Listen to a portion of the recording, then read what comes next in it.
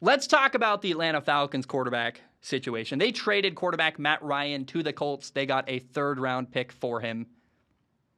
Atlanta has a dead cap hit of over $40 million for Matt Ryan in 2022. That's the most ever in NFL history. It's unreal how much money they're paying Matt Ryan to not be on their football team. It feels like a couple things here. Atlanta wanted to reset their quarterback position. They're like, we're a rebuilding football team. A 37-year-old Matt Ryan just doesn't help us at all. And they got what they could for him, a third-round pick. They also got rid of his salary for next, 2023. That's the Colts' problem, not our problem. They also kind of did Matt Ryan a solid in a weird, honorable way. They're like, we're going to send Matt Ryan to a team that is decent, where he has a shot to win some games, probably better than we have here in Atlanta.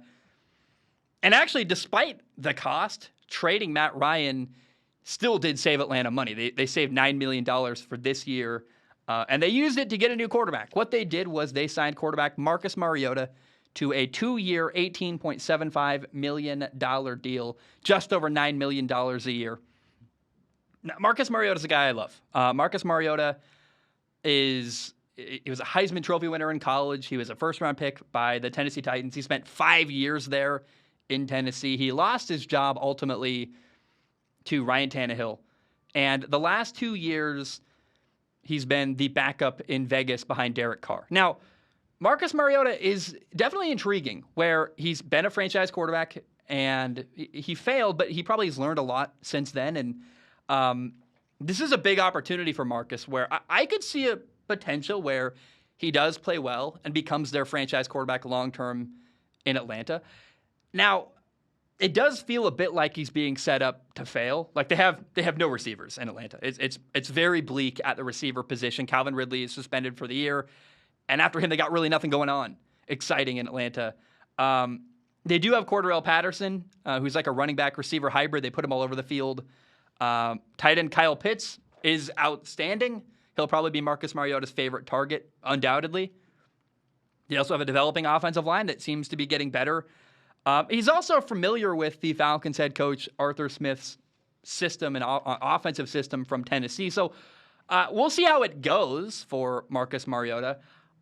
I expect Atlanta is going to still draft a quarterback. A 2-year, $18 million deal is not exactly a contract for Mariota that tells me that Atlanta has a ton of confidence in the guy. They're kind of like, we'll see. We're not going to give you a very risky contract, and we'll see what happens.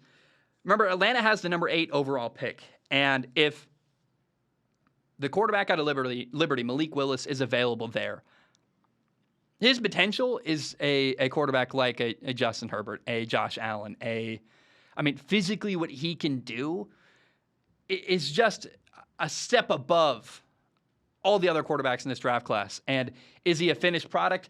Oh, no. No, he's not. But neither was Josh Allen.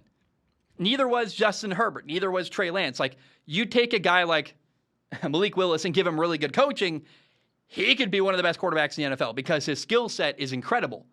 And I think if Malik Willis is there, number 8 overall, Atlanta takes him. They're just going to draft him and let him sit, learn, and when he's ready, he'll become the guy there. And that is very exciting. I really want Malik Willis to go to Atlanta, actually. That would be really cool to see.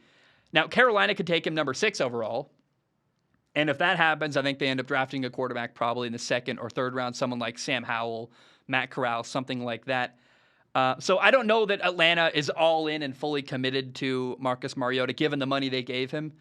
But I will say, like, on a personal note, I'm very much rooting for Marcus Mariota. I grew up in Oregon, where he played college football. I actually ran the Ducks offense. Like, when I would learn how to run my offense in high school, we watched Marcus Mariota film constantly because they ran the same concepts we did. And I live in Hawaii, dude. When I turn on the TV and watch sports, you know what I see all the time?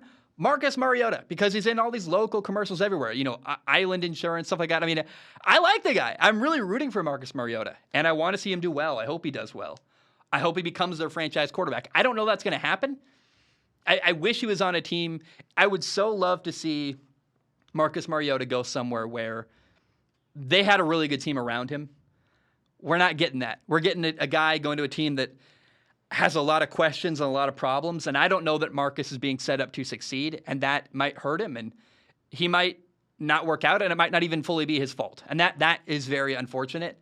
But, man, I'm excited to watch the guy get a shot, and I think he's a duct tape quarterback that eventually they replace. But, man, we'll see how he does, and I've got a very open mind, and I'm hopeful for the guy. He's such a good person. Like, I don't know how anyone can hate Marcus Mariota. He's an awesome dude, easy to root for, and oh, man, I really want to see him do well.